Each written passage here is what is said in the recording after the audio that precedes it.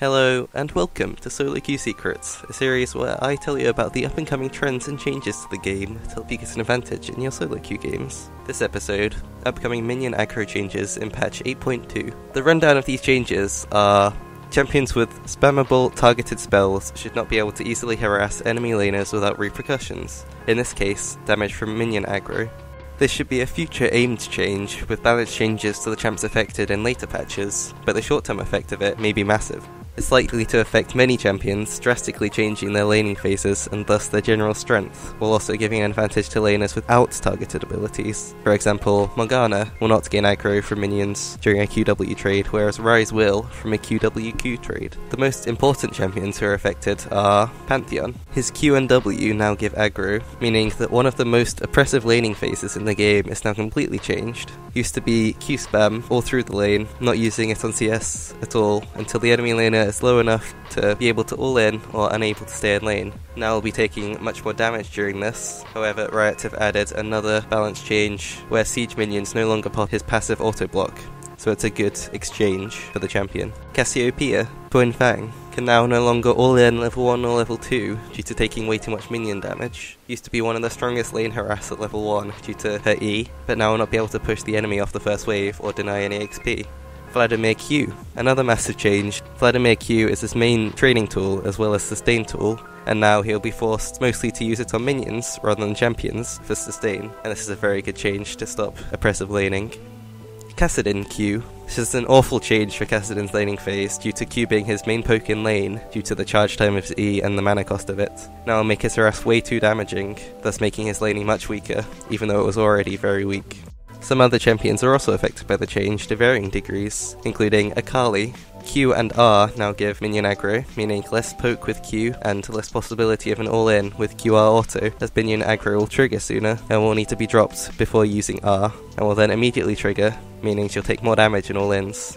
Anivia E, her main trading tool before level 6, and parts of her main combo of R plus E. This will mostly affect her before level 6, as after that she'll be clearing the wave too fast for it to make her take any more damage than she usually would. Fiddlesticks W and E. This will change Middlestick's viability, as he can no longer just spam E straight onto a champion or drain. It likely will not affect him too much though, due to just being able to walk away and let his E continue, or cast it on a minion before casting it on a champ, as these new changes, as confirmed by Riot Meddler, only take effect when directly cast on an enemy, rather than on a minion and then hitting an enemy later, which is also relevant on Jhin, with his Q being changed, decreasing his trade ability. Katarina Q and E. Q harass is one of her strongest laning features, and it's no longer spammable, which makes it harder to look for all-ins with Ignite at level 2, 3, and level 6. Kayle Q. A weak champion right now anyway, but with this change has a decreased gank setup and trade ability due to Q slow to get in range and then auto being her common trade pattern. Now minion damage begins much earlier in that trade. Leblanc Q. One of her main harassers, decreases the harass similar to Kassadin. Now will take much longer to trade, likely to miss CS during backing off after the trade to avoid minion damage, and also much more likely to lose the trade. Lulu enemy E. Decreased poke in lane through her EQ combo, but not too important as her E is usually used as a shield early game.